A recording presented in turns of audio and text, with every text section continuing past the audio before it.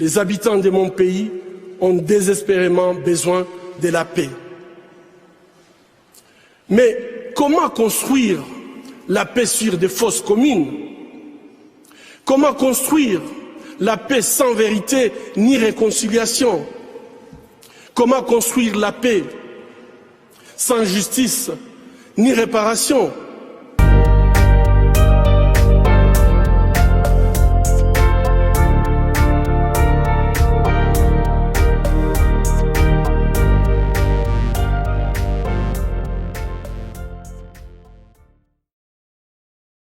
Parce que j'aimerais qu'on parle de deux sujets principaux.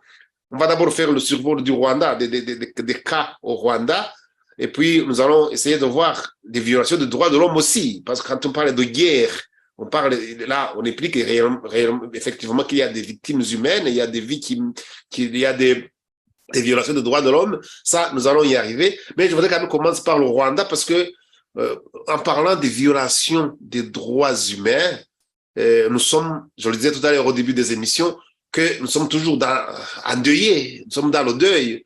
Nous avons perdu un journaliste éminent,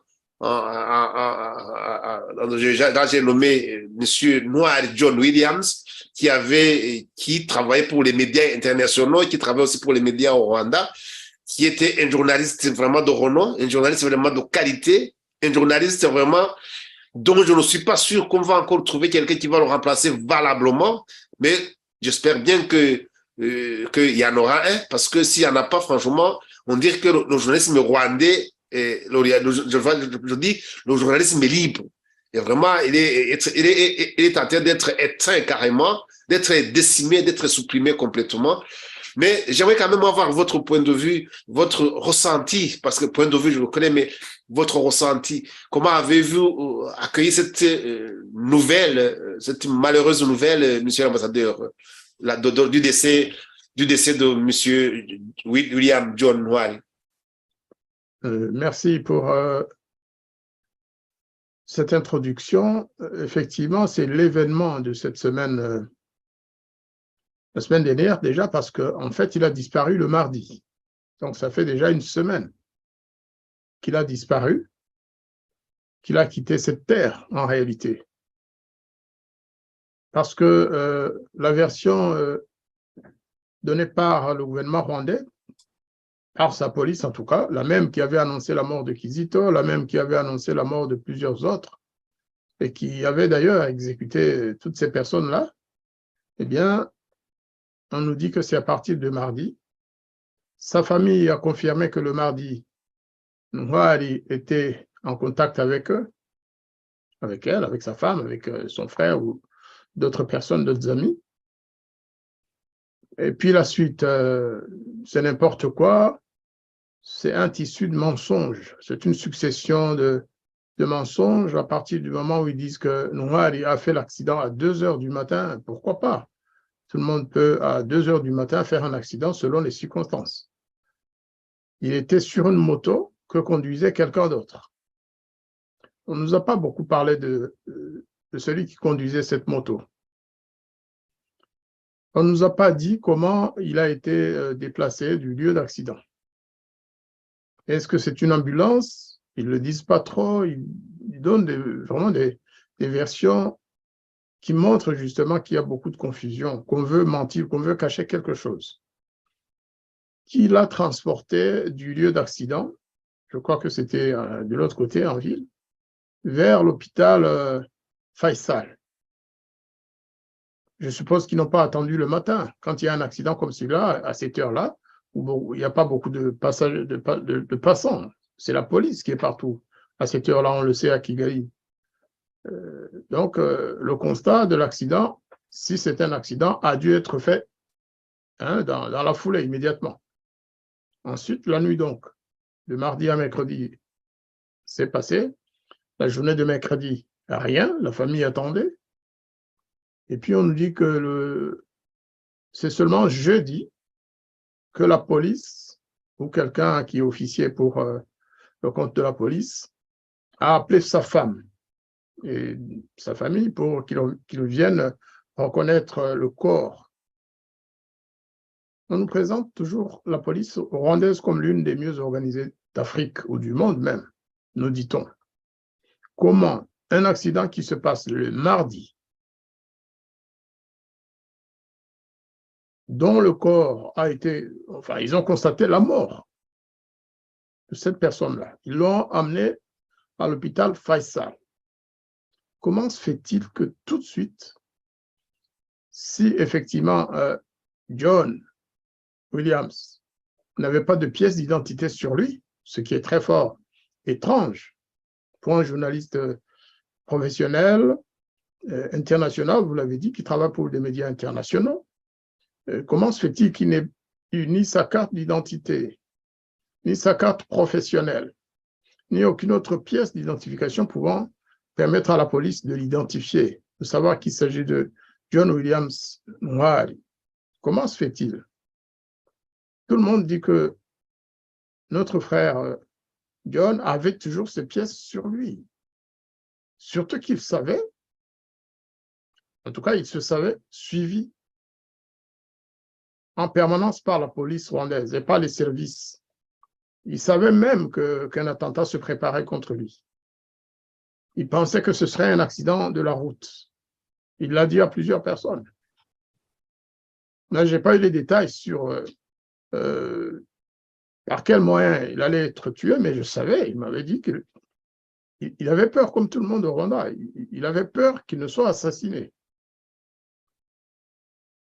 Il n'était pas question de lui demander éventuellement de fuir le pays. Hein. Il ne voulait pas en entendre parler, comme Kizito d'ailleurs.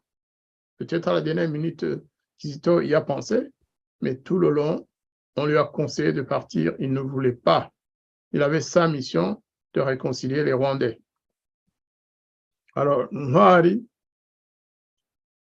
les circonstances de sa mort, le retard mis par la police pour contacter sa famille, ça fait penser à Kizito précisément. Kizito a été, semble-t-il, arrêté. Là aussi, c'est quelque chose que je n'ai jamais admis personnellement. Le 13, c'est possible. Moi, je lui avais parlé le 12 au matin. Aujourd'hui, on ne parle pas de Kizito, ce sera le mois prochain. Oui, justement, moi, je me suis posé la question dans des émissions que j'ai faites avec Nyarwanda. C'était bizarre qu'on nous dise pour le 17, je crois que c'est le 17 janvier cette fois-ci, et le 17 février, dans un mois. Nous sommes en train de préparer justement la commémoration de la mort de Kizito. Non, ne disons pas de la mort, de l'assassinat de Kizito pour le mois prochain. C'est décidément, c'est 10. Oui. Ils l'ont arrêté le 13. Oui. Semble-t-il, pour Kizito placé au cachot. Oui. Officiellement, on nous l'a annoncé le 17. Et donc, cette façon de travailler, si cela est vérifié, que la police n'a pas contacté sa famille ou n'a pas fait un communiqué, lorsqu'on n'identifie pas la victime d'un accident, la première chose à faire, c'est de faire un communiqué pour demander à la famille ou aux connaissances de venir identifier la personne. Ils ne l'ont pas fait. Ils ont entendu. Même en parlant de l'identification, monsieur l'ambassadeur, soyons sérieux quand même un certain moment, un instant. Nous parlons de John William Ntwari quand même. C'est pas quelqu'un, même si c'est pas quelqu'un de lambda inconnu. C'est quelqu'un qui, tout le monde connaît ses images, partout sur les médias. Il avait un média qui était suivi de près, on ne va pas me dire que n'importe quel policier, même pas n'importe quel policier, même, j'allais dire, peut-être que j'exagère, n'importe quel Rwandais aurait pu reconnaître Ntwari William. C'est comme si on me disait, Kizito, on ne sait pas à quoi il ressemble. Un policier qui voit le corps de William, vraiment, c'est flagrant. C'est William, il était connu. C'est pas comme si c'était un inconnu, un paysan pas moi, de Mugina ou qui est là, qui est parti à Kigali, qui est perdu, qui a été écrasé par une voiture. Non, c'est Ntwari dont nous parlons. C'est pas quelqu'un d'inconnu. C'est comme si on disait, Baroré. On a trouvé le cadavre de Baroré, on ne sait pas qui c'est. Comment ça? On peut accepter, Célestin, le doute par rapport à ça, parce que ça dépend de la violence de l'accident. S'il avait été blessé... Justement, à ce propos, j'ai eu des nouvelles aujourd'hui. Il y a quelqu'un qui a vu son corps, justement. C'est une autre question qu'on peut se poser. Non, il l'a vu après, justement. Mais Moi, je parle de seulement, l'accident, il fait un oui, accident, oui, les ambulanciers arrivent, ils le transportent, eux, ils ne sont pas censés reconnaître la personne si vraiment elle est blessée gravement, si elle oui, est grièvement oui. blessée, elle peut ne pas être méconnaissable sur le coup. Mais une fois qu'il arrive Choisir à le coup. l'hôpital, Oui, oui, si la police ne reconnaît pas, de toute façon, le travail de la police, c'est aussi de dire, tiens, il y a un accident, qui est mort dans cet accident? Et oui. donc, mettre tout en œuvre pour alerter les connaissances, la famille ou les amis pour qu'ils viennent vérifier.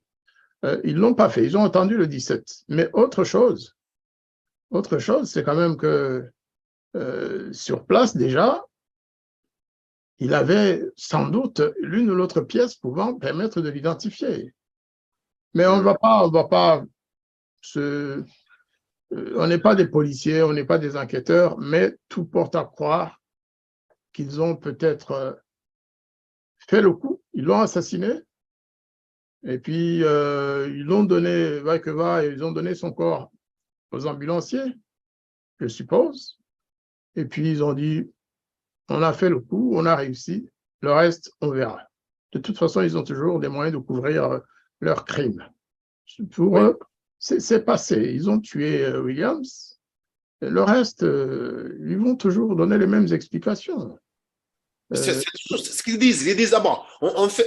Là, je vais citer justement le président du Rwanda. Moi, je fais le coup et puis après, je gère les conséquences. Mais entre. I deal with the consequences. Donc, il est en train de gérer les conséquences. On va en parler une semaine, 2 semaines, et puis c'est fini. Et on n'en parlera plus, c'est fini. Et entre-temps, ils s'en seront débarrassés. C'est ça. De toute façon, bien évidemment, pour nous, il s'agit d'un assassinat. Il n'y a qu'à voir la réaction d'ailleurs de la porte-parole du président Kagame. Il a suffi que le FIDH, la FIDH, Human Rights Watch, le gouvernement américain demande qu'on fasse une enquête. Moi, je ne vois pas ce qu'il y a de scandaleux à ce qu'un pays demande une enquête. Un État étranger qui a quand même des renseignements sur place, qui a une ambassade. Le gouvernement américain a demandé qu'on fasse une enquête sur la mort d'un Touari. Eh bien, immédiatement après, c'est Mme Makolo qui intervient pour presque protester, comme s'il n'y avait pas lieu à une enquête pour une personne comme John Williams. Bien évidemment, là aussi, c'est une... C'est la même chose. Même tout à l'heure, nous parlions de Kizito pour faire un certain parallélisme, mais justement, Kizito aussi, on a demandé combien de fois la internationale n'a pas demandé d'enquête sur la mort de Kizito, mais rien, nada, silence. Tous ces mensonges. Dès le départ, il y a la presse gouvernementale qui écrit, qui fait des articles sur la vie de William Sunwari, qui disent qu'il a tel âge, qu'il a été sous-officier ou officier dans l'armée de la Biarimana, des choses, mais c'est quand même incroyable. Et puis à la fin, on se dit, mais à 15 ans, il était dans l'armée de la Biarimana, comme ils disent, et il était sous-officier. Pourquoi ils doivent d'abord chercher à habiller la vie, la biographie de Williams Mouhari pour créer déjà, pour le mettre dans une certaine catégorie. Pour qu'on dise, ah ouais, d'accord, c'est un inérable, c'est bon, c'est passé. De toute façon, il était méchant, il était dans l'opposition, il était contre le président Kagame, et ceci et cela. Moi, je n'ai pas compris pourquoi. Moi, en parlant justement de cet article, moi je l'ai lu et puis après, vous savez, est-ce que savez-vous qu'on a déjà supprimé cet article-là? Moi, je l'avais déjà tiré, je l'avais enregistré, mais après, parce qu'ils se sont rendus compte que, attends, quand ils ont vu vraiment son âge, ils ont compris que c'était ridicule. Ça m'a fait penser justement à la campagne de notre ami Matata sur la lutte contre le mensonge. Il y a des fois où ils arrivent même à mentir d'une façon qui n'est même pas cohérente. Que tu puisses vraiment mentir, c'est quand même de bien techniquer. C'est le mot qu'ils ont inventé, qu'ils ont introduit en français maintenant. C'est vraiment d'arranger ton mensonge au moins qu'il ait l'air crédible au moins, logique. C'est pas la première fois qu'ils diffusent. Et quand ils se sont rendus compte que c'était tellement ridicule, ils ont supprimé l'article de leur journal. C'est normal. C'était fait exprès pour créer le choc, pour déjà lui donner une certaine image. Mais ce n'est pas la première fois que j'entends parler de cette histoire, parce que au cours d'une émission sur une chaîne YouTube donnée à Kigali, où il était en débat avec Robert Mugabe. C'est ça qu'il s'appelle, le journaliste, juriste, politologue, analyste. Oui, c'est Bob, oui. Robin À un moment donné, Noir, il expliquait si bien son affaire. Il s'agissait de Kangondo.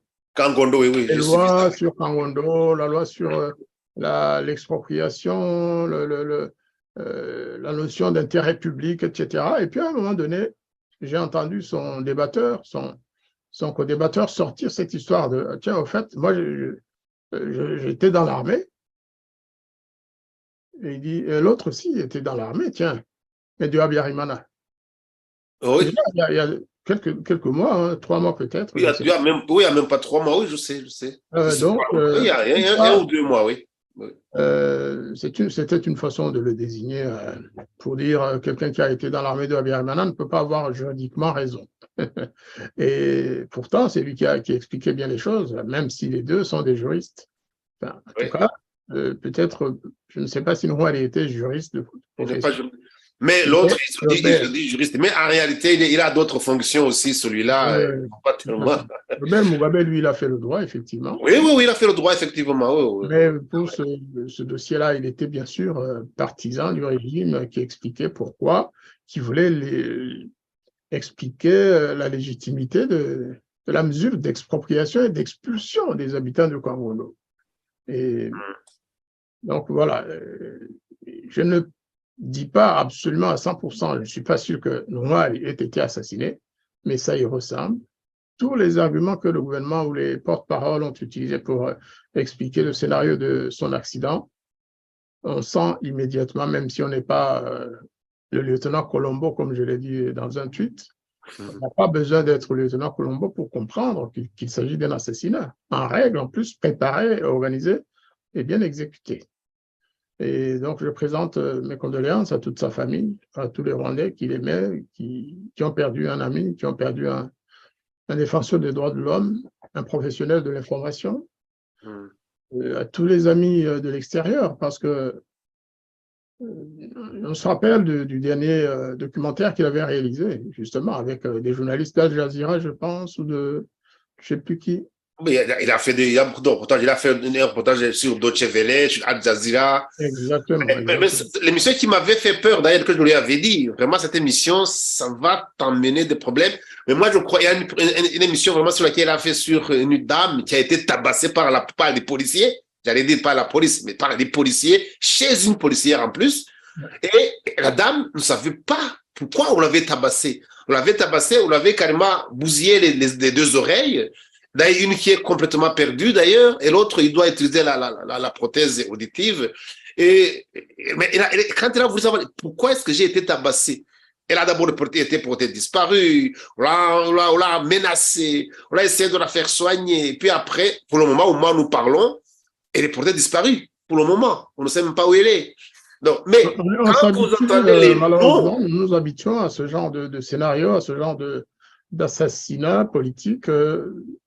Sa mort fait penser aussi à quelqu'un comme Assinapol Rwigara, qui est mort officiellement d'un accident, mais qui est un accident qui a été monté de toutes pièces parce que l'épouse de Rwigara est allée sur place, son mari était encore en vie, elle a voulu l'emmener vite à l'hôpital pour le faire soigner. Eh bien, la police a refusé et ils l'ont tué presque devant ses yeux.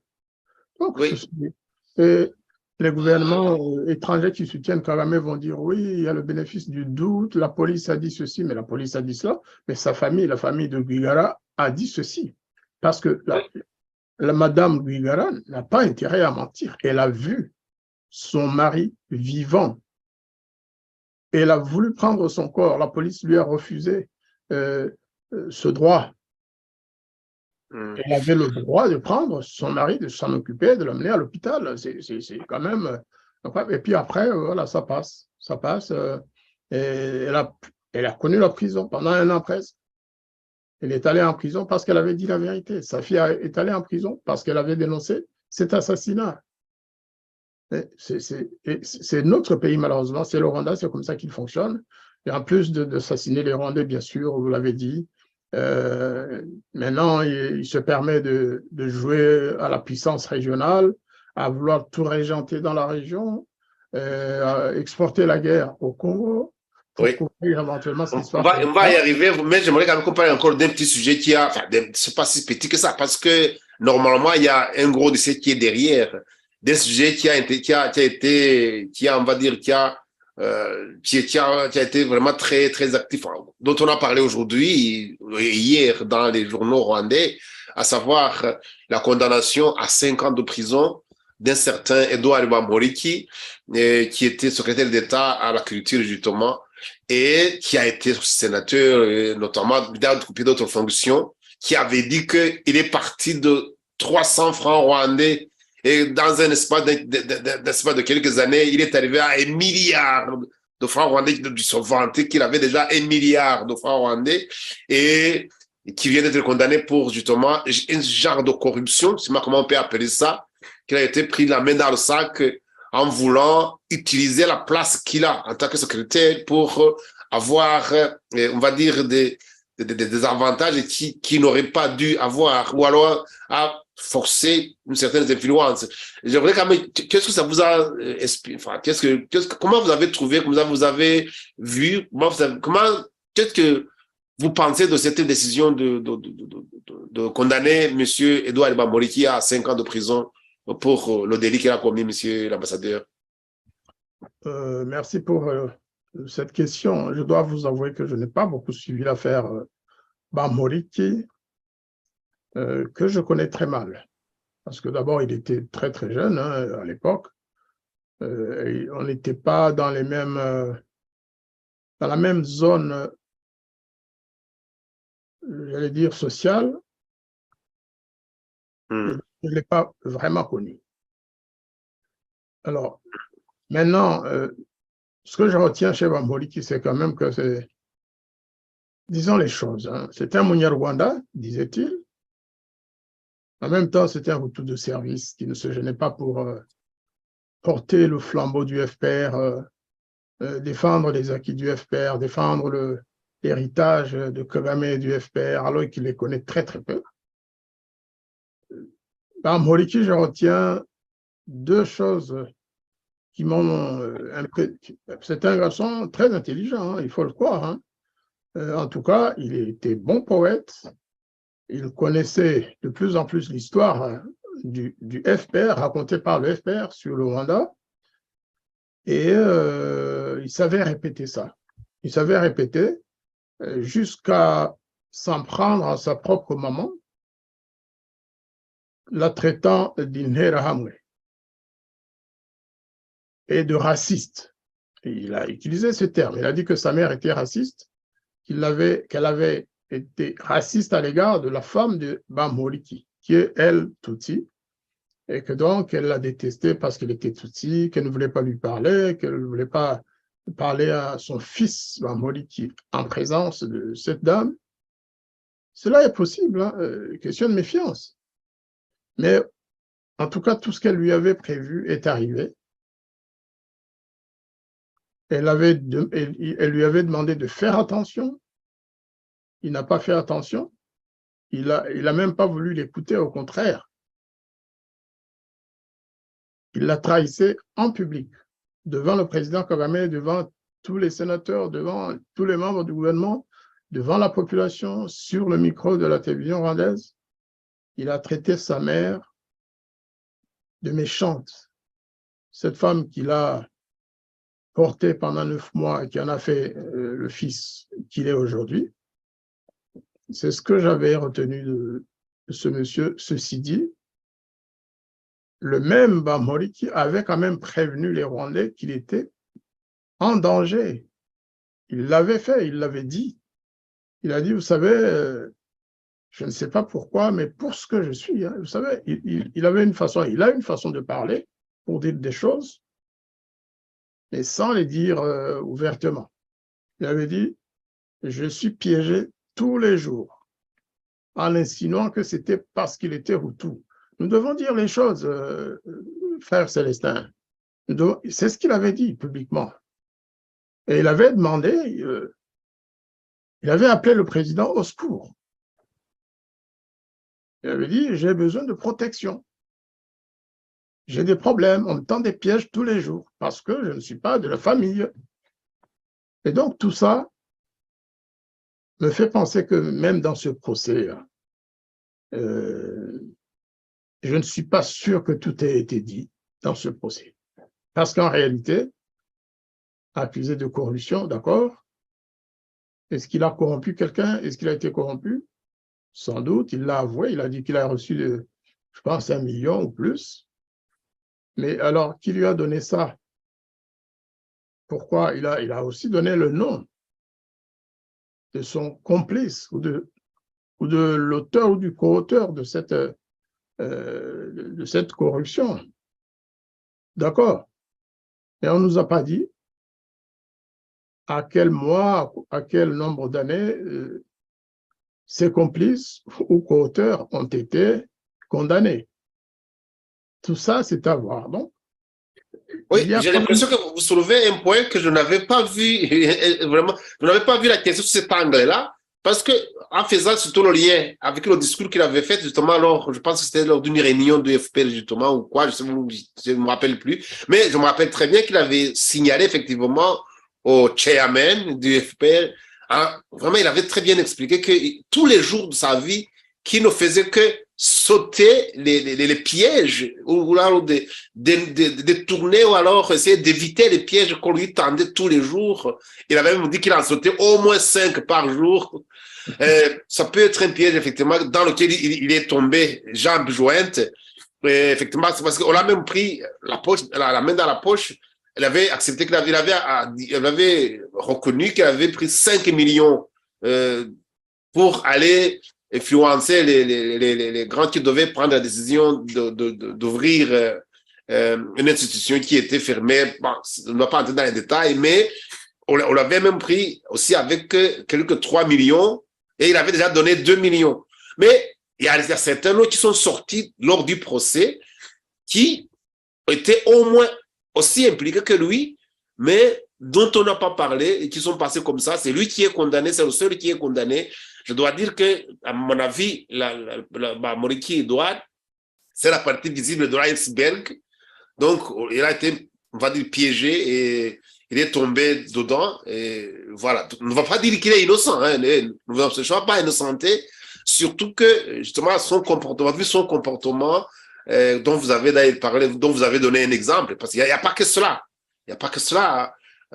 Si on parle de la façon dont il a géré le dossier avec Kizito Mihigo, la façon dont ils sont vécus ensemble, et puis qu'il a retourné la veste, il y a beaucoup de dossiers qui étaient sur son dos, mais on ne va pas vraiment foncer encore le clou parce qu'il est dans la situation dans laquelle il se trouve.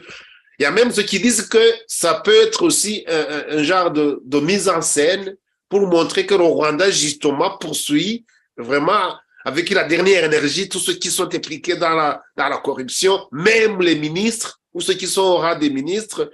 Donc, c'est vraiment ce genre de manipulation et que d'ici de quelques jours, quoi, on va soit le libérer ou l'amnistier ou trucs comme ça. Mais tout ça, on va voir comment ça va évoluer.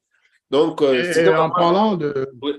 de cette corruption, justement, on se souvient que l'affaire a été connue parce qu'effectivement, c'était un piège monté, officiel, quasiment.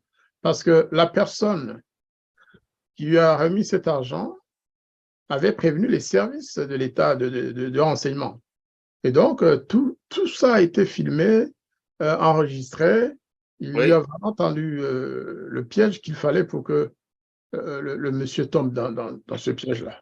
Donc, vous savez, un ami, entre guillemets, qui vous demande un service, mais qui vous invite à vous retrouver quelque part avec lui dans un hôtel ou dans un motel pour lui remettre de l'argent, et ensuite ça sort. Qui a sorti ça? Ce n'est pas Edouard Bamboliki.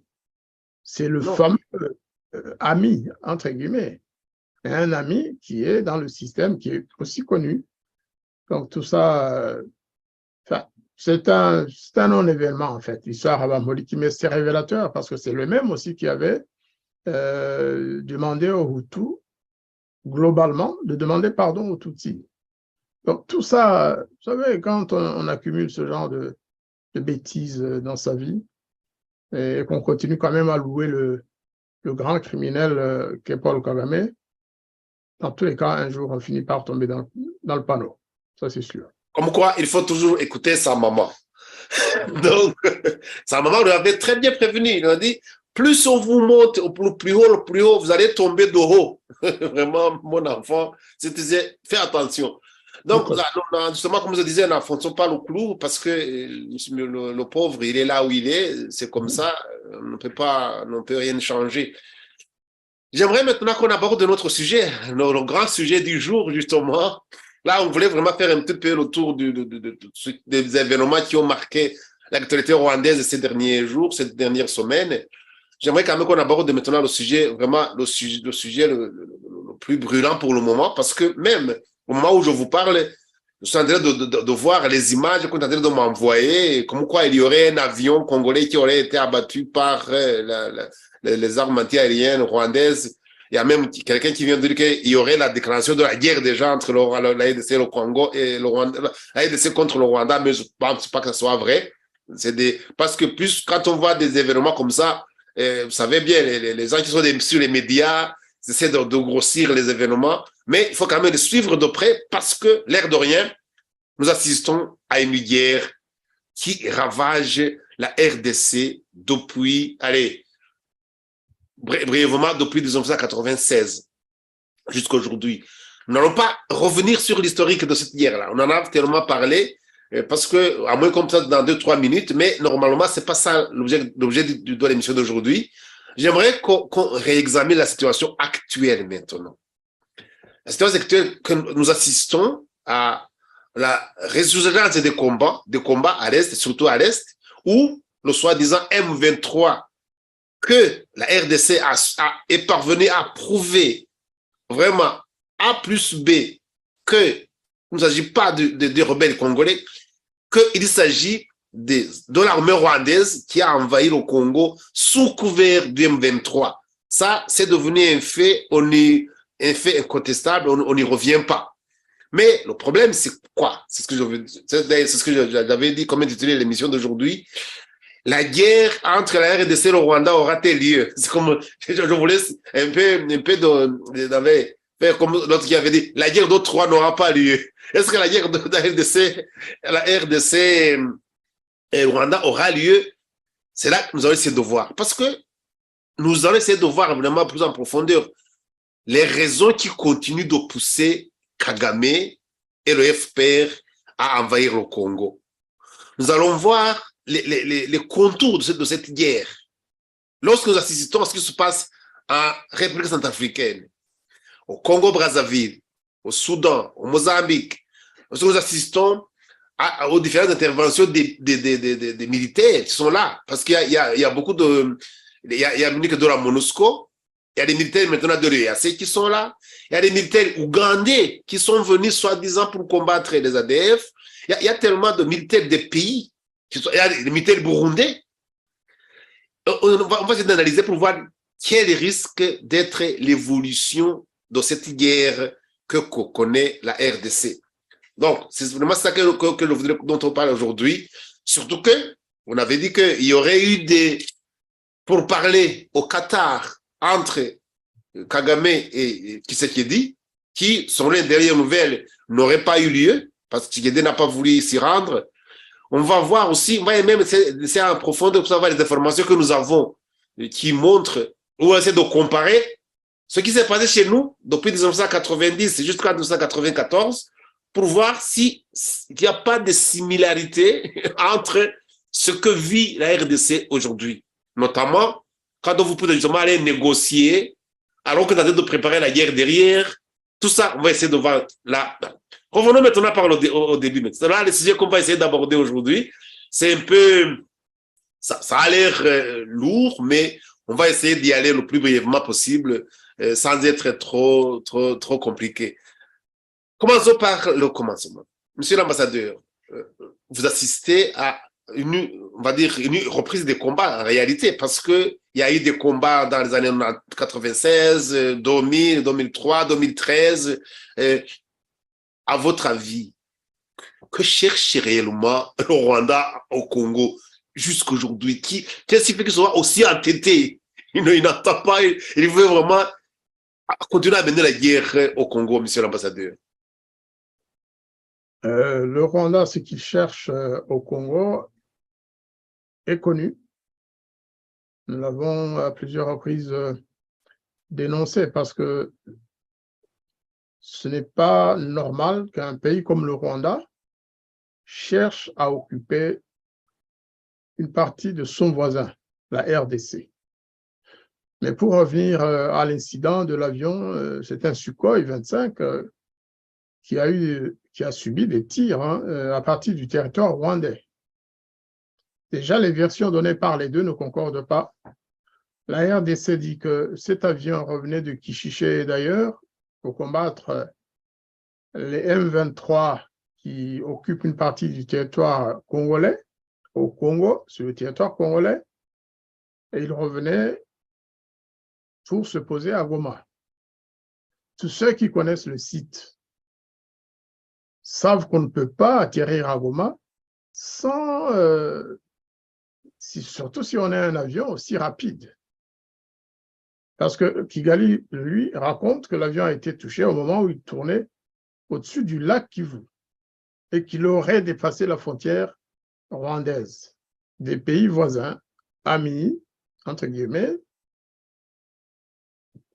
Et je peux vous dire, frère Célestin, que moi qui connais un peu le site, qui est déjà atterri avec des avions d'hiver à Goma, à l'époque, il y a longtemps, je ne vois pas un avion Sukhoi atterrir à Goma sans effleurer un peu la frontière rwandaise. Ce n'est pas possible.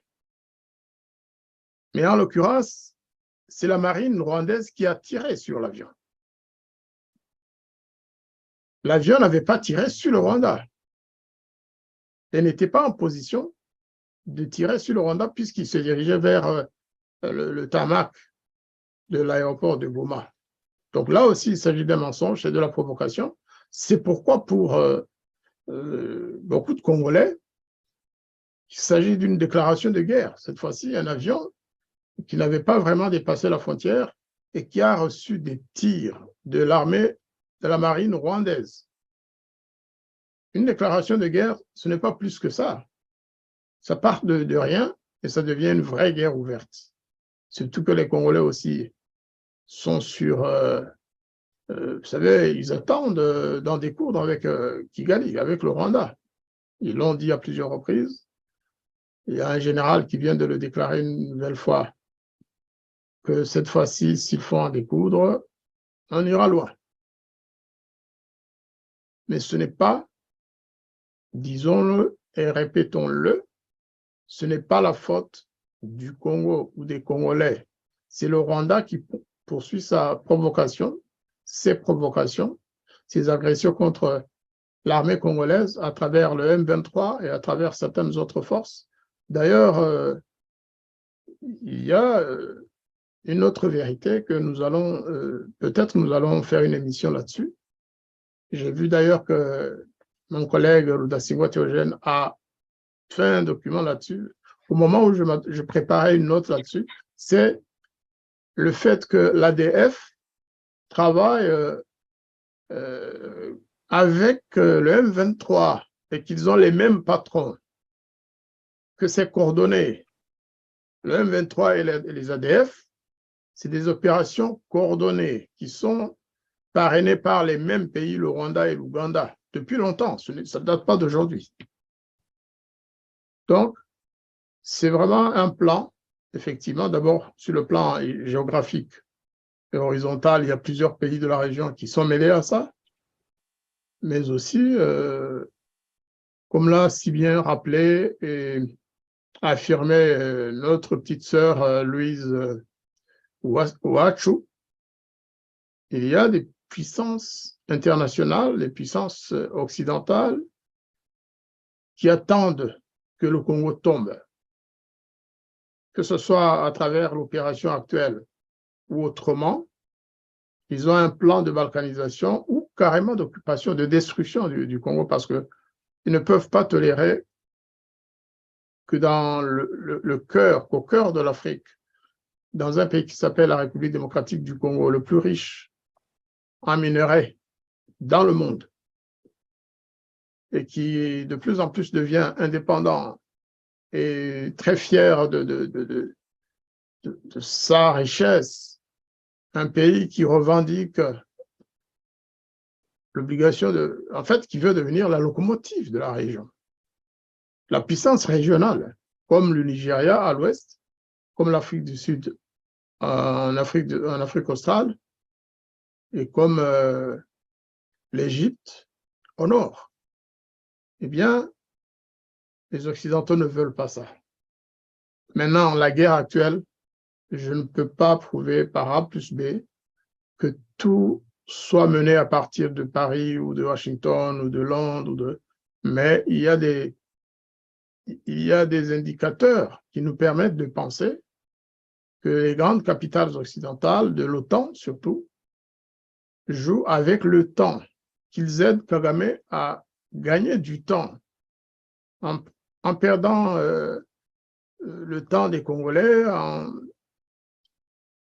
en organisant des réunions, des discussions, des débats à gauche, à droite, pendant des mois. Maintenant, ça va faire 1 an qu'on essaie de balader les Congolais, de négociation en négociation, mais chaque jour au profit de Kigali, en fait. Parce que le Rwanda n'est pas occupé. Le Rwanda n'a pas été attaqué par le Congo. C'est l'inverse. C'est le Rwanda qui a attaqué le Congo et qui occupe une partie de son territoire. Donc, sans aller dans les détails que Louise Ouachu a donnés, hein, je suis d'accord avec Claire pour cette version. En tout cas, nous l'avons déjà affirmé dans nos émissions.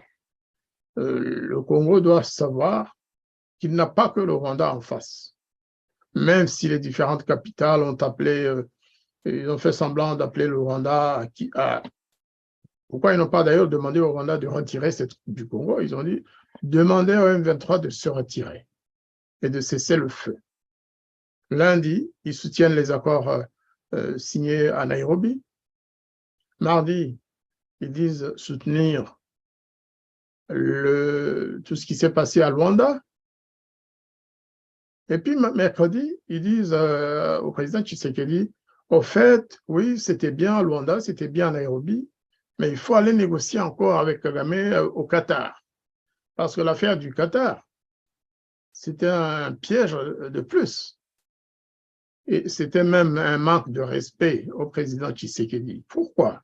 Parce que cette affaire a été montée, on le sait, par certaines capitales occidentales, qui sont très, très, très amis au prince du Qatar.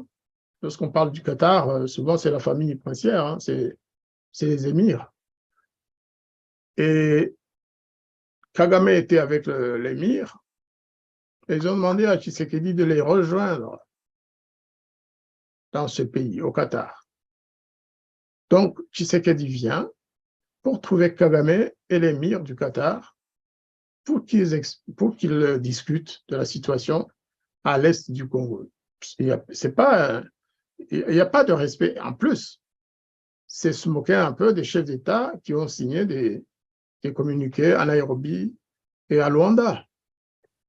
C'est comme s'ils disaient Luanda, Nairobi, ça n'a aucune valeur. Tout va commencer au Qatar. Ce n'est pas comme ça que les choses devraient se passer. Il faudrait peut-être que ces pays acceptent de financer le tournant définitif pour la mise en application des décisions prises à Nairobi et à Luanda, et non pas commencer. D'ailleurs, c'était la même chose que moi, je reprochais au président Macron, qui avait voulu servir d'intermédiaire à New York, alors que les chefs d'État de la région se retrouvaient à Nairobi et à Luanda. Est-ce que cela ne serait pas une preuve de plus qui montre qu'il n'y a pas que le FPR ou Kagame qui sont impliqués dans la guerre, qu'il y a réellement, il y a d'autres personnes qui sont beaucoup plus loin, beaucoup plus haut que le FPR, que Kagame, qui sont vraiment qui ont des intérêts qu'ils doivent absolument défendre dans la région, notamment le Qatar, justement. Nous savons bien que le Qatar a des intérêts au Rwanda. Il a investi beaucoup de millions, si ce n'est pas même des milliards, soit dans les différentes sociétés du FPR, rwandais, au niveau des investissements au Rwanda. Et aussi, il a besoin des investissements qu'il a fait aussi au Congo, qu'il voit que s'il y a meilleure guerre, il risque de perdre beaucoup de millions de dollars. Et ils veulent maintenant essayer on va dire, de calmer la situation avant que tout n'explose en même temps. Est-ce que, il y a Macron aussi d'ailleurs, Macron, vous parlez tout à l'heure, vous parlez du rôle de l'OTAN dans ce conflit. Est-ce qu'on ne voit pas, ça serait une preuve de plus que normalement cette guerre ne concerne pas que la RDC et le Rwanda, monsieur l'ambassadeur? Ça concerne en fait l'Occident et l'Afrique, parce que qu'un ou plusieurs chefs d'État étrangers veuillent court-circuiter les initiatives africaines de plusieurs chefs d'État, du président kenyan, du président ougandais. Je ne fais pas nécessairement confiance à ces chefs d'État, mais au moins, le Congo a accepté d'aller en Nairobi pour discuter avec son opposition, sauf le M23. Il y avait le président rwandais, il y avait la Tanzanie, il y avait la RDC, et puis des chefs d'État étrangers, c'est-à-dire des non-africains, veulent convoquer Kagame et Tshisekedi pour... Non, mais attendez, c'est vraiment un manque de respect et ça arrive malheureusement souvent. Il faudrait que les Africains disent non. Non, nous avons des initiatives africaines, surtout que c'était positif à la position congolaise. Ce n'est pas Tshisekedi qui est allé demander à Macron de jouer à la médiation. Non. Ce n'est pas Tshisekedi qui a demandé à l'émir du Qatar d'être le médiateur. Non, c'est le Rwanda. Et cela correspond en fait à l'esprit de traître. Kagame, vous savez, c'est un traître à l'Afrique. Il a toujours fonctionné comme ça. Il se fait passer pour un panafricain, mais en réalité, il trahit l'Afrique au quotidien. Il va à Nairobi, il s'entend avec les autres chefs d'État, il va à Luanda, il signe, ou alors il envoie son ministre signer, mais vous savez que signer un document pour Kagame, ça n'a jamais eu de valeur du tout. Et puis le lendemain, il appelle ses amis, de l'Union européenne surtout, maintenant du Qatar, en leur disant, vous savez, ce que les Africains signent entre nous, ça n'a aucune valeur, c'est vous que je veux. En fait, c'est un pied de nez à ses collègues africains, à ses homologues. On n'a pas le droit de court-circuiter le processus de Luanda, parce que c'était le dernier en date. On n'a pas le droit. Je me demande ce que pensent les chefs d'État qui étaient à Luanda ou à Nairobi lorsqu'ils entendent parler de l'émir du Qatar. Parce qu'il a beaucoup d'argent. Est-ce que vraiment il connaît les enjeux de la région des Grands Lacs? Parce qu'il est lié à Paul Kagame dans plusieurs affaires, il va venir imposer une paix kagaméenne à la RDC? Bon, le président Macron, on peut dire au moins, il connaît un tout petit peu, il connaît un peu la situation de la région, mais pas autant que les Africains eux-mêmes. Donc, cet aspect de mépris, de manque de respect aux chefs d'État africains, ça complique aussi la donne. Parce qu'on les voit tous s'acharner contre le Congo, en fait, pour empêcher que les décisions prises ne soient mises en exécution. Ouais. Ça, c'est un problème. J'aimerais qu'avant de faire un petit parallélisme, quand même, on voudrait vraiment essayer parce que nous sommes Rwandais qui avons vécu presque la même situation lors de la guerre qui a sévi au Rwanda depuis 1990 jusqu'en 1994. On a connu exactement la même situation. Il y a eu une je pense que vous étiez vraiment au courant parce que vous étiez vraiment vous occupez un poste qui vous permettait de connaître ce qui se faisait, d'aller utiliser ce qui se tramait, ce qui se faisait réellement comme négociation. Mais on a eu tellement de négociations au Congo, en Ouganda, en Tanzanie. Il y a tellement eu de négociations, mais qui n'aboutissaient à rien. Même les accords de paix qui étaient dûment et clairement signés ont été violés. C'est au moment justement où on avait signé ces accords que le président Kagame a décidé d'abattre l'avion de Habyarimana pour maintenant déclarer la guerre totale qui a abouti justement au génocide contre les Tutsis. Mais qui a abouti à la prise de pouvoir totale, extrêmement complète, et il a conquis le pays totalement. Pour le moment, on peut dire que Kagame a conquis le Rwanda, il a instauré son pouvoir tyrannique, dictatorial, qui tue, qui assassine tout ce qui essaie d'élever la voix. Tout à l'heure, nous parlions tout à l'heure avec l'exemple le plus concret, c'est du journaliste Noir William John, et nous avons parlé d'autres qui ont été assassinés. Donc, pour le moment, nous voyons que nous assistons à une situation où Kagame est sûr maintenant d'avoir conquis le Rwanda. Il a rendu tous les Rwandais qui ne veulent pas, les Rwandais qui sont vraiment, quand on parlait du niveau de formation des Rwandais, les gens qui finissent l'école primaire sans savoir lire ni écrire, qui finissent l'école secondaire sans savoir rien du tout, aucune langue. Il a supprimé le français, il a mis l'anglais. J'étais étonné de quelqu'un qui me disait qu'il y a quelqu'un qui veut terminer l'université sans être à mesure de rédiger une lettre de demande d'emploi. C'est hallucinant. Mais pendant le même moment, lui, il a favorisé une clique de gens qui étudient vraiment, qui ont une formation vraiment la plus poussée. Ils viendront pour gouverner le pays, qui viendront pour gouverner les rustres, oui, qui ne savent ni lire ni écrire, qui sont là, qui suivent moutonnement comme on assiste maintenant. Là, je parle de l'éducation, je peux parler de l'économie, de la santé. Tous les domaines, il a fait vraiment une mainmise sur le pouvoir à Kigali, sur tout le Rwanda. Et on a peur qu'il va exporter la même chose au Congo. Si on parle de l'extermination, par exemple, nous savons que la guerre du Rwanda a fini avec au moins plus de 2 millions de victimes, dont les Tutsis qui ont subi le génocide contre les Tutsis, mais il y a aussi les Hutus qui ont été massacrés. D'ailleurs, je pense que vous êtes parmi ceux qui affirment haut et clair qu'il y a eu aussi le génocide contre les Hutus. Et vous n'êtes pas le seul. Maintenant, quand on parle de presque 10 millions de Congolais qui ont été massacrés, est-ce qu'on n'a pas peur que cette guerre, essayons vraiment de voir cette guerre que c'est de mener au Congo, les raisons qui sont derrière, vraiment, parce qu'il y en a qui disent, qu'ils visent la balkanisation du Congo, il y en a d'autres qui disent que le Rwanda veut conquérir les deux Kivu et les annexer au Rwanda carrément. Il y en a d'autres qui disent, qui vont plus loin, qui disent que avec le projet Kagame a en sa tête, il veut carrément décimer les populations congolaises et les conquérir et les gouverner comme il fait au Rwanda. J'aimerais vraiment que vous nous disiez vraiment cette question.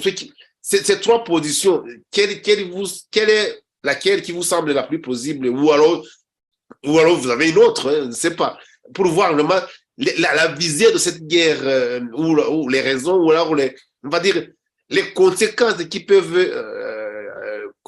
être, qui peuvent vraiment, qui peuvent être, on va dire, sortir de cette guerre, monsieur l'ambassadeur. Bon, j'ai bien écouté le narratif que vous avez utilisé pour expliquer la situation du Rwanda. Vous parlez du génocide des Tutsis, j'en conviens. Mais il faut évoluer peut-être et parler aussi du génocide contre les Hutus, qui a commencé avant même celui des Tutsis. Parce que le génocide contre les Hutus commence dès octobre 1990. Nous l'avons dit, nous l'avons documenté, nous l'avons expliqué. Il n'y a pas dans la définition du génocide de la Convention de 1948, on ne voit nulle part le mot Tutsi. C'est-à-dire que toutes les victimes de massacres qui répondent à la définition de la Convention, il faut oser dire les choses. Il y a eu un génocide contre les Hutus depuis 1990. Parfois, on ajoute même à ce jour, parce qu'on continue à massacrer des Hutus à l'intérieur du pays, à notre insu, et au Congo, dans les camps des réfugiés rwandais. Le rapport mapping ne dit pas autre chose. Le rapport mapping, c'est sur la partie des crimes commis par Paul Kagame et son armée au Congo. Nous devons le répéter pour que le monde sache que nous pouvons sans doute avoir été dupes, mais que nous avons compris que la logique génocidaire de Kagame est omniprésente dans tout ce qu'il fait, c'est-à-dire massacrer les populations, occuper leurs terres, comme il l'a fait au Rwanda, pour des populations Hutus, à Byumba, Kibungwe et ailleurs, et maintenant partout, parce qu'il est en train de déloger des populations entières jusque sur les îles. Il les déloge et il met les gens venus d'Ouganda. Il faut le dire, nous devons le dire. C'est un processus génocidaire qui continue depuis 1990. Donc, parce que notre radio est suivi par des Rwandais, mais aussi par des non-Rwandais qui doivent comprendre et connaître la réalité sur ce qui s'est passé au Rwanda. Paul Kagame n'est pas meilleur que les Interahamwe ou que les autres qui ont commis le génocide des Tutsis. Moi, je dirais même qu'il est pire parce qu'il le savait, parce qu'il l'avait préparé, parce qu'il a utilisé des grands moyens pour exterminer des populations entières au Rwanda et ensuite au Congo, en République démocratique du Congo, contre les réfugiés Hutus burundais, contre les réfugiés Hutus rwandais et contre les Hutus congolais. Et au-delà, contre les populations congolaises qui sont aujourd'hui catégorisées de populations bantoues, qu'il faut... C'est toute une politique de génocide.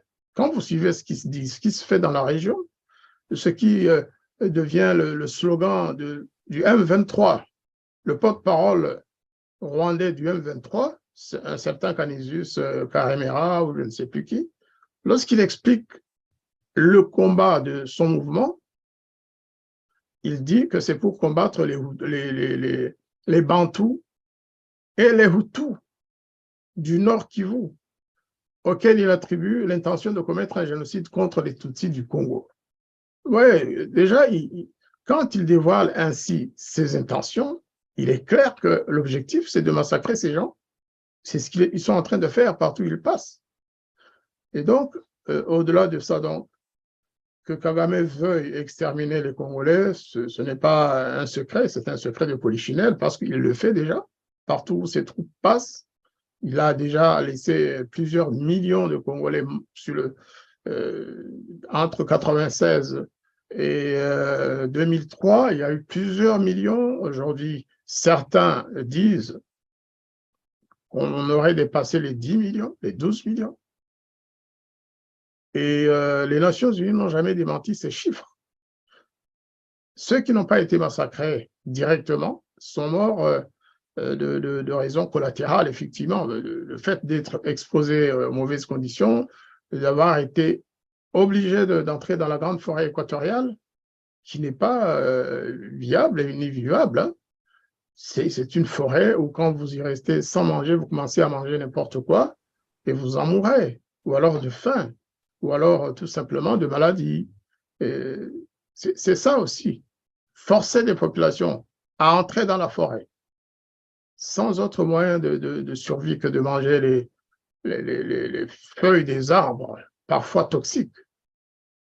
Et le faire en sachant que cela va se passer comme ça, et s'en vanter comme Paul Kagame l'a fait à plusieurs reprises.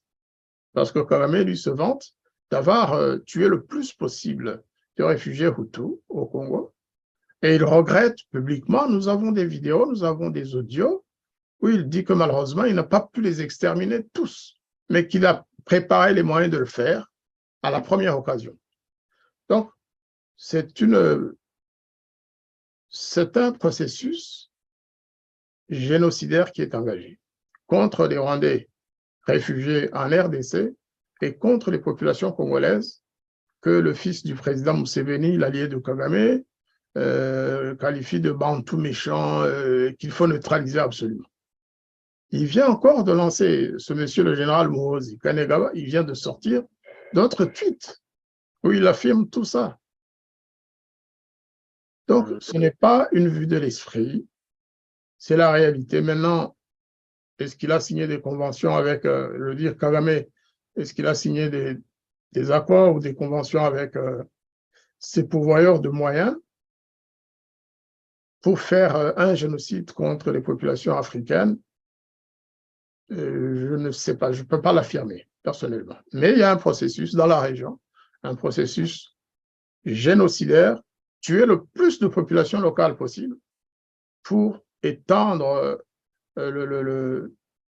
comment ils disent encore, l'espace vital de son régime et de son empire.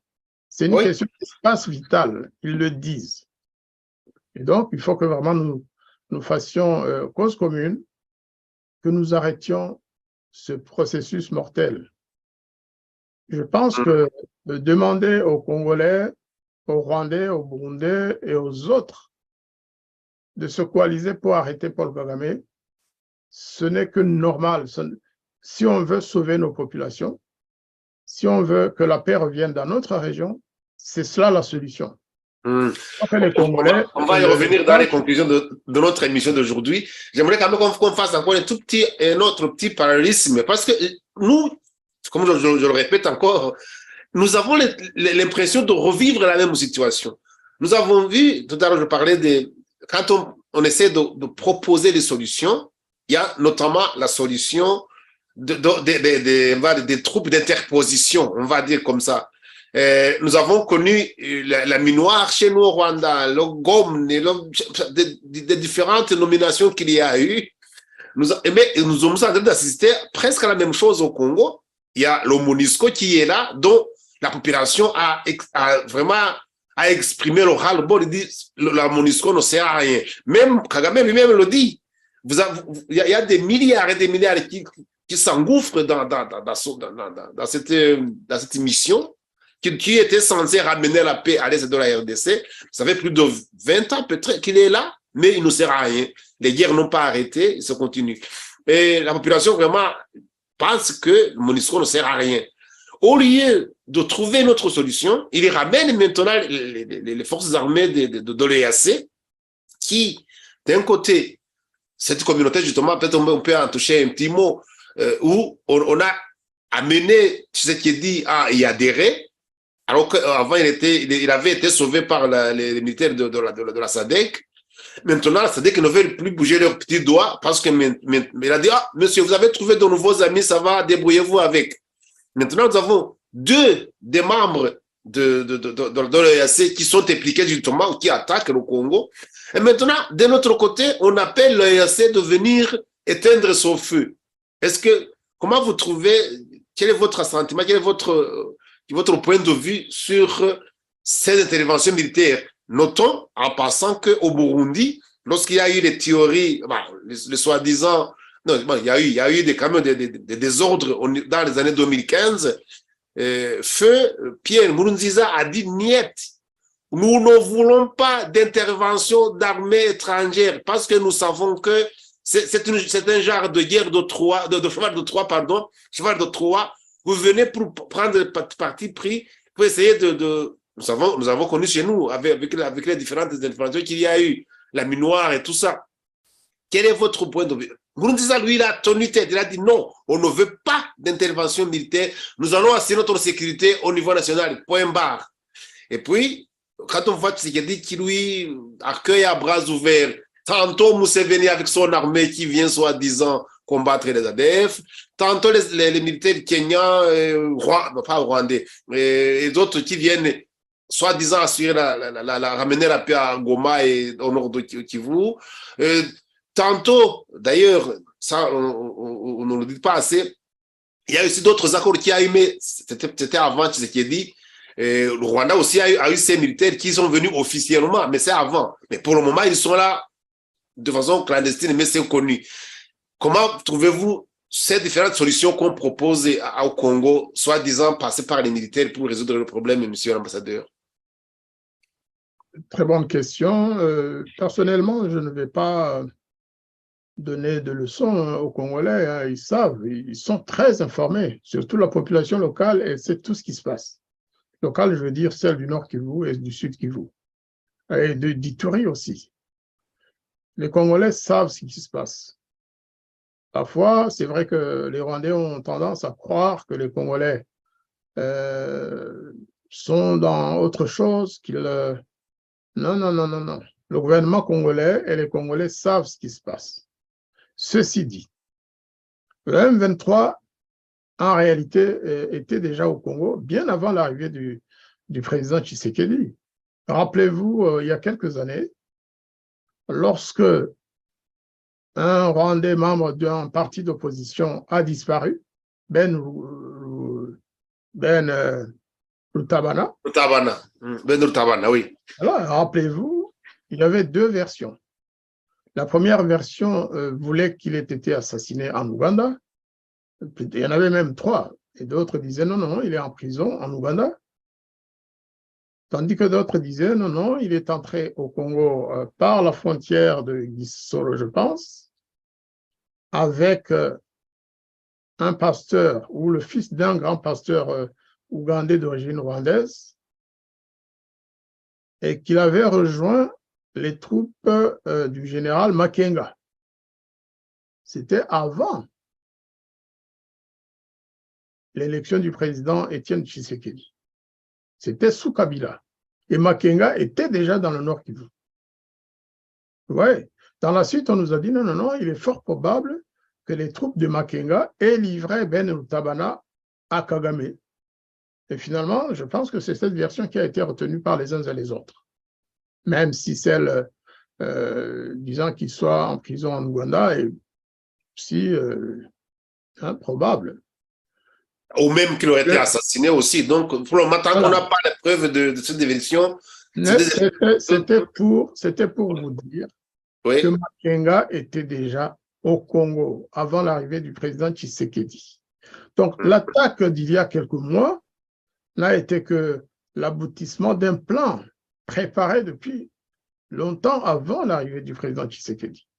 Oui, les ADF, ce n'est pas le président Tshisekedi qui les a créés au Congo.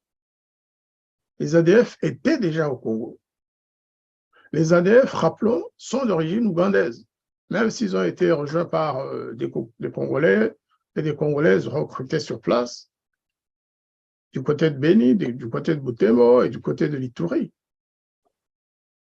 Ils ont recruté des Congolais, ils ont recruté des Somaliens, ils ont recruté des gens de partout, des Ougandais, bien sûr, puisque ceux qui sont partis avant commençaient aussi à vieillir, hein, et les effectifs étaient réduits par les revers de ce mouvement.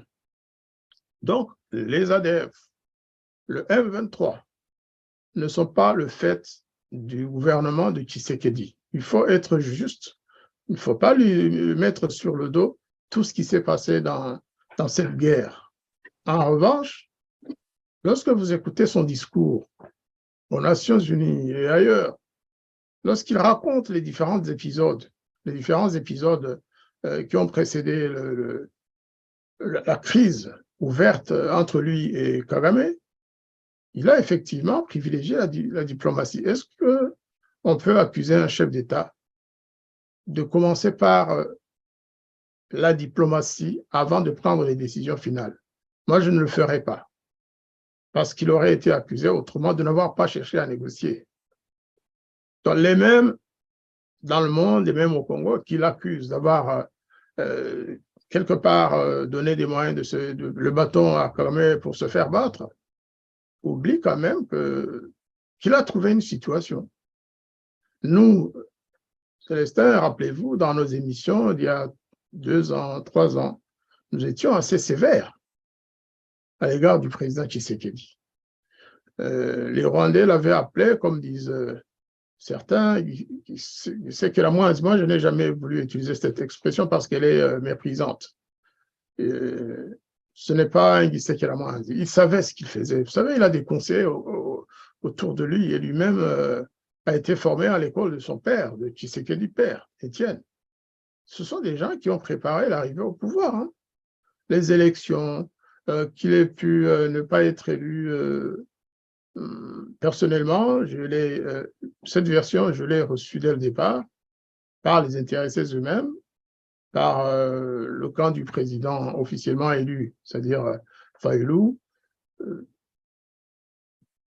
C'est une affaire congolo-congolaise. Je ne vais pas me mêler de ça.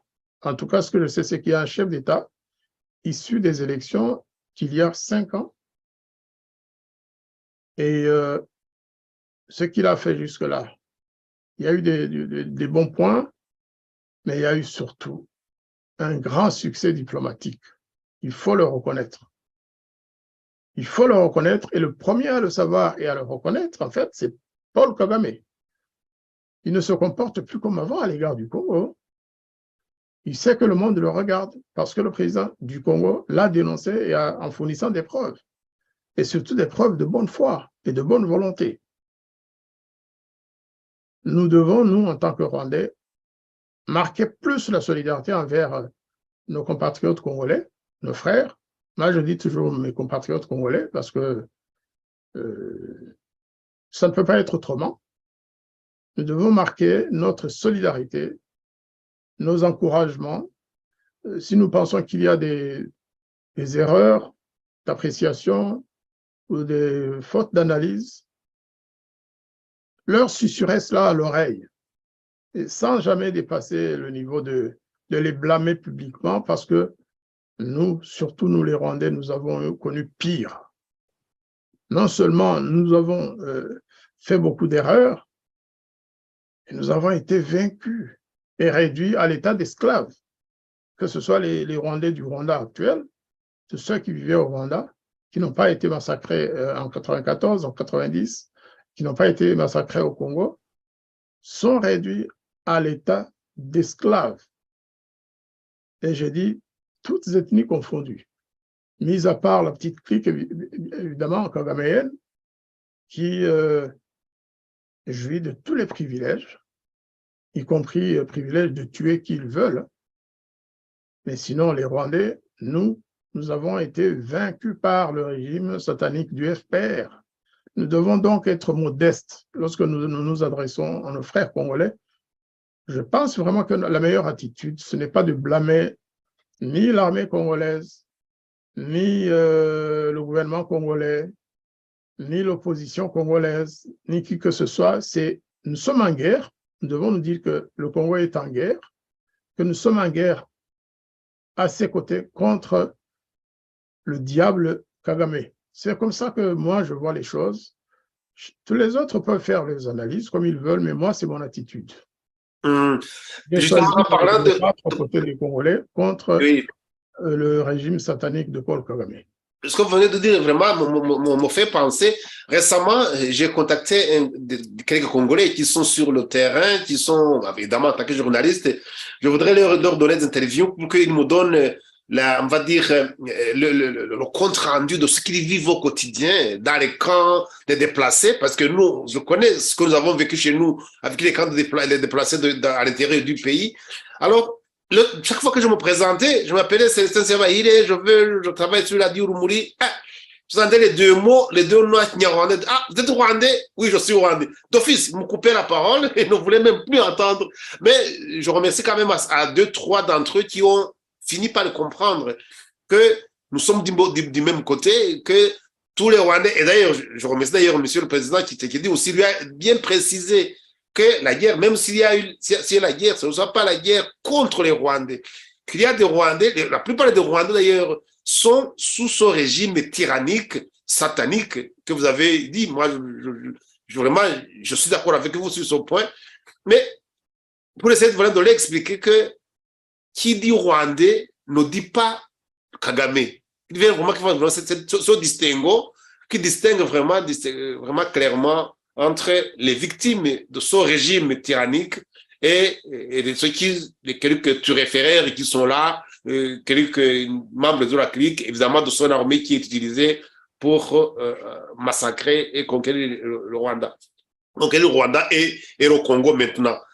Tout à l'heure, nous avons parlé des massacres, nous avons oublié un point, nous avons failli oublier qui est très important, un point qui est très important, ce qu'on appelle l'utilisation du viol comme arme de guerre.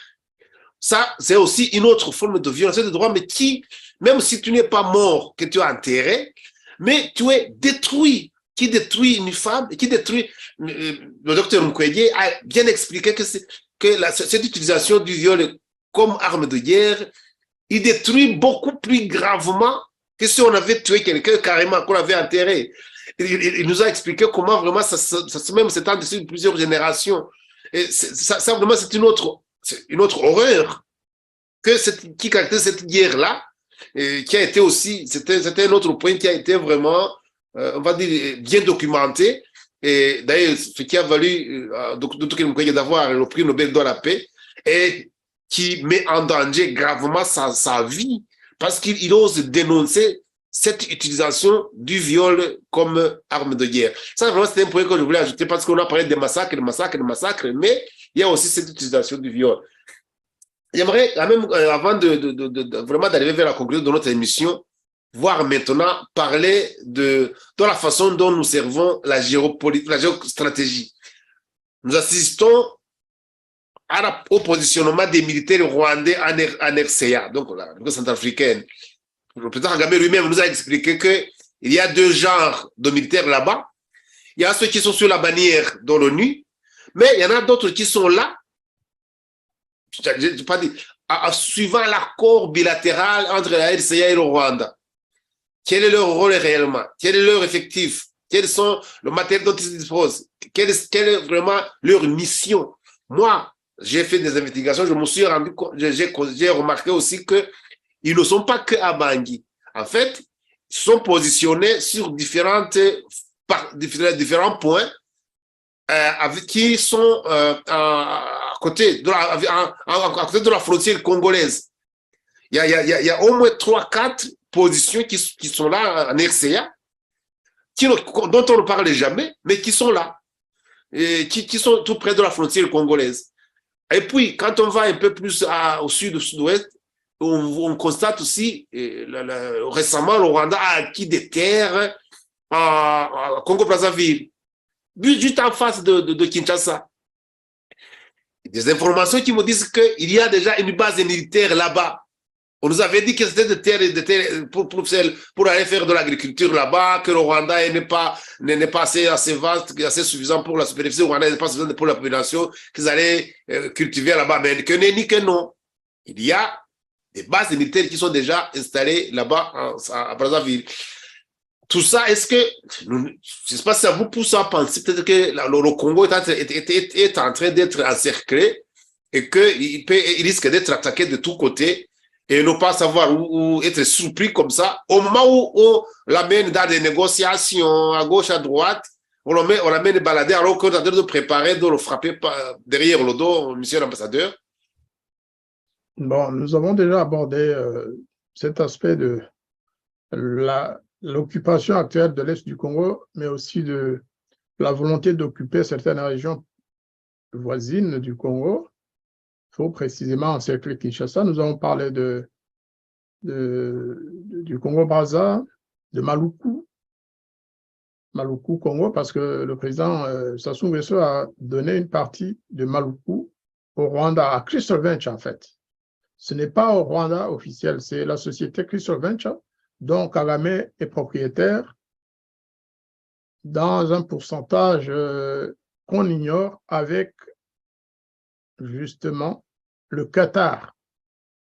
Le Qatar est associé avec Kagame dans le Crystal Venture, ou en tout cas, ils ont donné des crédits à cette société.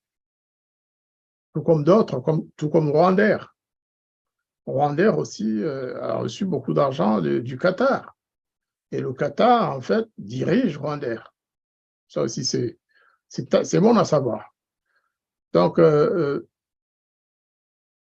quand vous voyez ce qui se passe tout autour, dans cette partie au Congo, c'est vers le fleuve Congo, en face de Maluku, parce qu'il y a deux Maluku. Il y a un Maluku au Congo-Brazza, et un Maluku en face à Kinshasa. Ça fait partie de la zone de Kinshasa.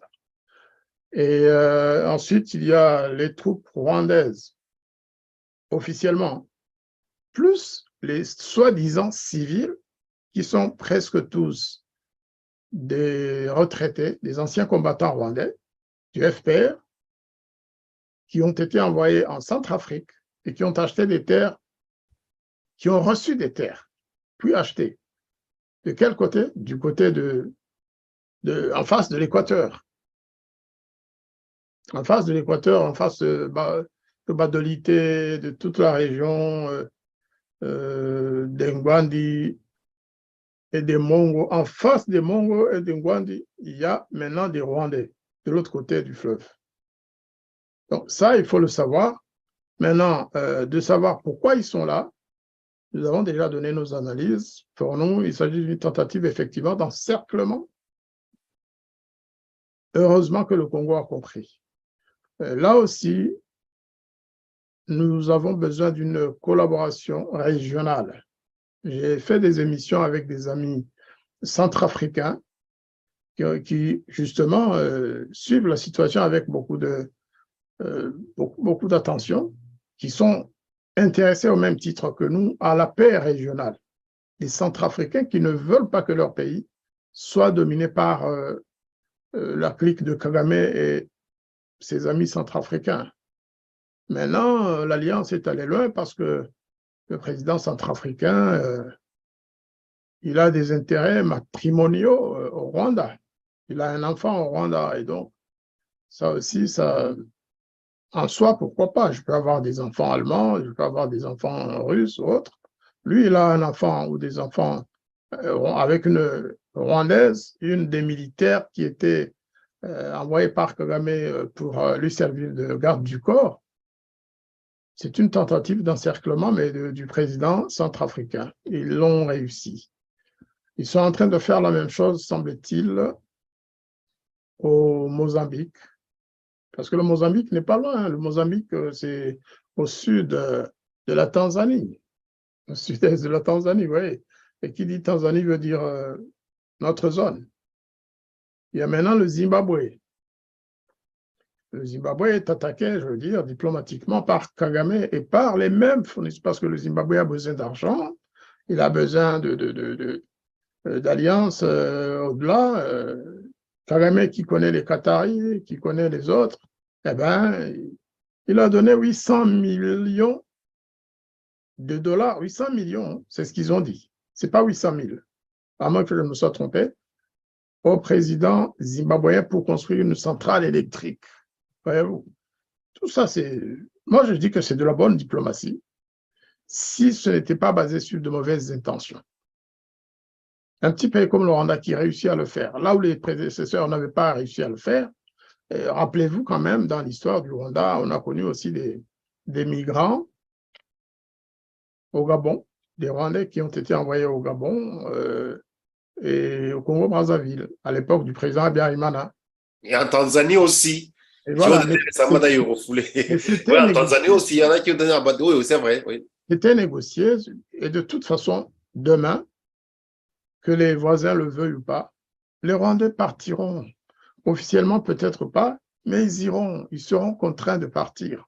Il n'y a pas de terre au Rwanda. Il faut le savoir aussi. Mais de là à provoquer des guerres avec ses voisins, il y a une grande marge, il y a une grande différence. On peut vivre dans un pays sans chercher à le dominer, sans chercher à l'occuper. Or, Kagame, lui, l'objectif, c'est d'occuper militairement pour opprimer les populations locales. Il n'y a pas d'acharnement particulier. S'il y a quelqu'un qui peut me donner une autre analyse, je suis preneur. Si on me dit que le M23, qui chante tous les jours, qu'ils défendent les Tutsis de l'Est, et qu'ils vont s'en prendre au FDLR et aux réfugiés Hutus, si ce n'est pas pour suivre la politique de Kagame, on peut se demander, mais le M23, qu'est-ce qu'il a contre la FDLR? Ils vont dire, oui, bien sûr, les FDLR, idéologie génocidaire, ils ont l'intention de commettre un génocide contre les Tutsis du Congo, mon Dieu. Mon Dieu. Comme s'ils n'avaient que ça à faire. Comme s'ils avaient les moyens de le faire. Les FDLR, c'est des réfugiés qui n'ont pas de moyens. C'est des gens qui souhaitent depuis longtemps et qui le disent, qui souhaitent rentrer dans leur pays, mais pas comme des esclaves, une fois encore. Donc, sur la tentative d'encerclement, oui, je suis d'accord avec vous. Maintenant, les Congolais le savent aussi. C'est là que nous devons être vigilants. Les Congolais, ils sont informés, ils ont des services de renseignement, ils ont une armée, contrairement à ce que nous pensons, qui n'a peut-être pas encore pu reprendre toutes les zones occupées par le Rwanda et par le M23. Mais petit à petit, même la donne est-africaine, on peut se demander si elle ne joue pas contre Kagame sans le vouloir. Sans le vouloir. Zone tampon, non. Les Congolais savent qu'ils ne veulent pas, en tout cas, de zone tampon. Maintenant, si les contingents est-africains ne réussissent pas leur mission, l'armée congolaise va entrer en action. Et moi, j'y crois. Je crois qu'ils vont le faire et qu'ils vont réussir à le faire. Bon, merci. Je vous remercie. Je voudrais quand même alors avoir votre solution idéale de ce conflit. Parce que, mais avant de vous donner la parole de conclusion, justement, en nous donnant votre conclusion, j'aimerais quand même respecter les auditeurs et les téléspectateurs qui nous regardent pour le moment, qui ont donné beaucoup de points de vue. Il y a un qui m'a dit, moi, je suis à Goma, nous sommes suivis à Goma, et je vous remercie, je vous dis bonjour, Monsieur Bakoulou, qui dit, moi, je suis à Goma, notre avion n'a pas été abattu, il est toujours là, il est bien là, il est à Goma, il n'a pas été abattu. Il a été touché, mais on a pu éteindre et elle a été récupérée, il n'est pas abattu. Il y a un qui... C'est une information importante, et c'est oui. Il a été touché. Touché, voilà. Et il a pu atterrir à l'aéroport de Goma.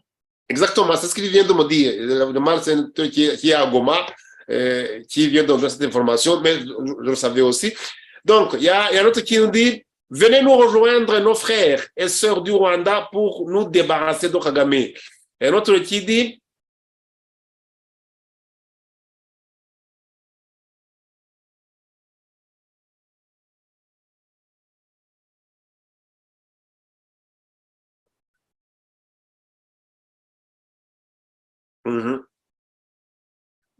Alors, il y a un autre qui vient de nous dire maintenant, qui nous dit, je suis d'accord avec vous, tonton.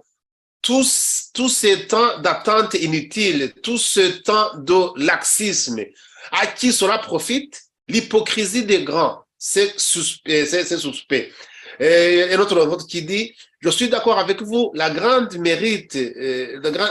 grand mérite de Tshisekedi est de dissocier dans cette histoire le peuple rwandais du régime de Kagame, de personnifier l'agression à la personne de Kagame. Bah, c'est son français, mais je comprends ce qu'il veut dire. Il a continué à dire la solution de ce problème, entre parenthèses Kagame, par le Congo doit être immédiat et unilatéral. Elle saura être l'occasion pour l'Afrique centrale de se retrouver et de bâtir une vraie fraternité. Et je ne sais pas si dans votre conclusion, vous irez plus loin que ça, plus loin que ce que nous disent nos auditeurs. Mais je voudrais quand même vous laisser un dernier mot pour que vous puissiez nous dire, à votre point de vue, quelle est la solution qui serait la mieux adaptée à ce conflit qui dure depuis plus de 30 ans, monsieur l'ambassadeur? Écoutez, moi, la solution ultime dans ce combat, dans cette guerre, pardon, elle revient aussi aux Rwandais. Parce que, qu'on ne se trompe pas, la guerre du Congo va atteindre, si elle monte de niveau, cette guerre va certainement atteindre les populations rwandaises. Supposons que le Congo décide de traverser la frontière, parce qu'on l'y pousse. Vous pensez qu'il n'y aura pas de Rwandais morts? Vous pensez que tous ces militaires rwandais vont retourner chez eux en Ouganda en courant. Hein. Ils ont leurs fermes, ils ont leurs vaches en Ouganda, hein, leur famille pour certains. D'autres vont prendre les avions rwandais, ils vont aller au Canada et aux États-Unis. Et la population rwandaise risque de subir les conséquences de cette guerre. Donc pour moi, la meilleure solution, c'est qu'il y ait un débarras, c'est que les Rwandais se débarrassent du régime de Paul Kagame. C'est vrai qu'ils sont sous la torture permanente, ils sont considérés et traités comme des esclaves dans leur propre pays. C'est vrai. Mais c'est vrai aussi qu'on sait que ça va très vite parfois. Qui aurait pensé en 1959 que tous les grands chefs et les sous-chefs et les autres grands du pays, par peur, parce qu'ils sentaient les choses bouger, et qu'est-ce qui aurait pensé qu'ils allaient tous partir à l'étranger, pour la plupart, de peur, hein, et je ne peux pas les blâmer. Ils sont partis parce qu'ils ont senti que la révolution approchait. Le Rwanda actuel risque d'étonner le monde. Les Rwandais risquent d'étonner le monde. Il y aura des victimes. C'est pourquoi Kigali est en train d'assassiner nos petits frères et nos petites sœurs, les journalistes, les youtubeurs, les activistes des droits de l'homme, les politiciens. c'est pourquoi Kagame est en train d'exterminer la classe politique de l'opposition qui est au Rwanda. Regardez autour de Victoire Ingabire. Ils ont presque tous été soit tués, soit ils ont disparu, ou alors ils sont en prison. Ce n'est pas normal. Mais derrière eux, les autres continuent à se battre et à parler, à revendiquer, à pointer du doigt les fautes ou les erreurs du régime. Donc, la meilleure solution, c'est qu'il y ait un changement radical au Rwanda. Et cela est possible. Il appartient aux Rwandais, surtout aux Rwandais de l'opposition, de ne pas continuer à nous comporter comme des criquets, comme des Issé-Néné.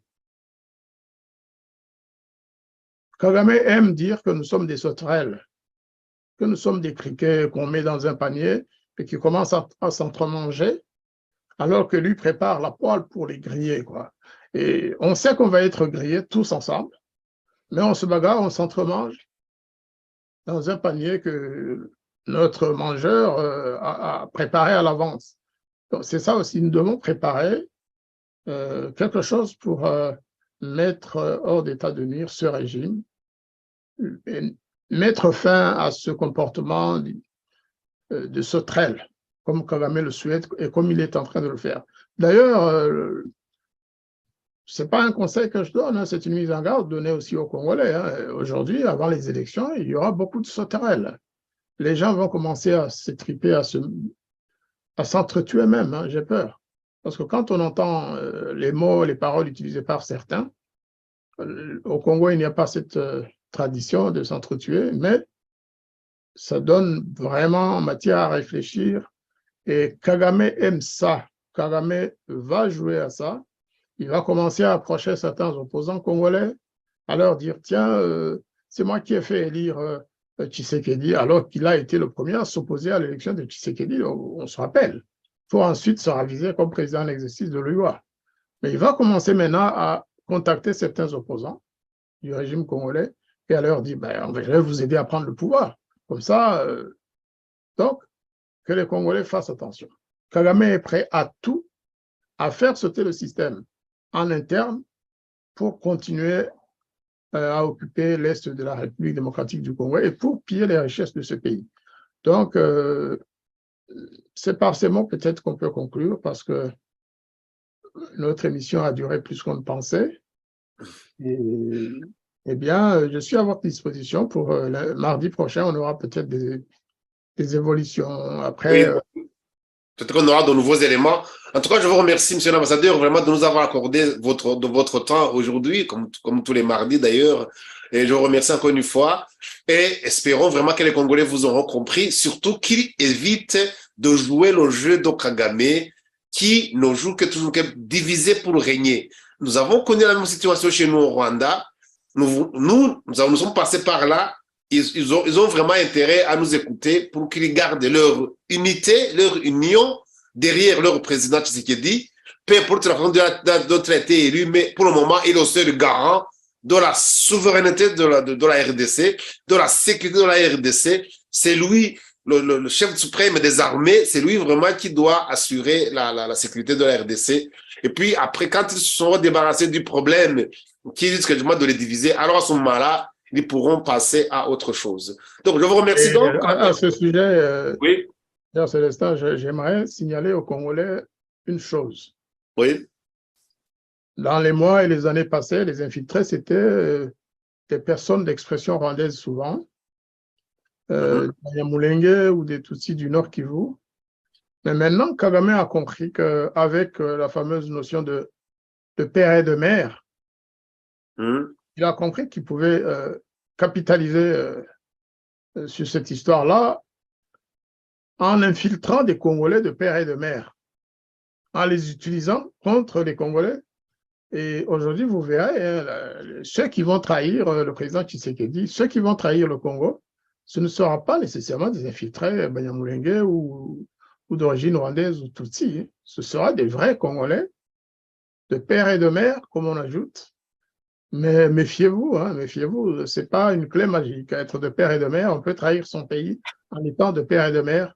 Je le dis, c'est pas pour critiquer cette notion de père et de mère, mais c'est pour mettre les gens quand même en garde. Oui, la pression vraiment vaut la peine parce qu'il faut vraiment qu'il soit vraiment très, très, très vigilant de ne pas être infiltré et d'être surtout instrumentalisé et utilisé pour commettre, j'allais dire des bêtises, commettre des erreurs qui risquent de leur coûter très cher dans les années à venir. Donc, sur ce, je vous remercie encore une fois et vous fixez rendez-vous peut-être mardi prochain pour qu'on puisse suivre l'évolution de la situation et éventuellement même parler d'autres questions qui intéressent les droits de l'homme chez nous au Rwanda. Je vous remercie donc et bonne soirée, monsieur l'ambassadeur. Hein. Merci beaucoup et à très bientôt. À très bientôt, merci bien.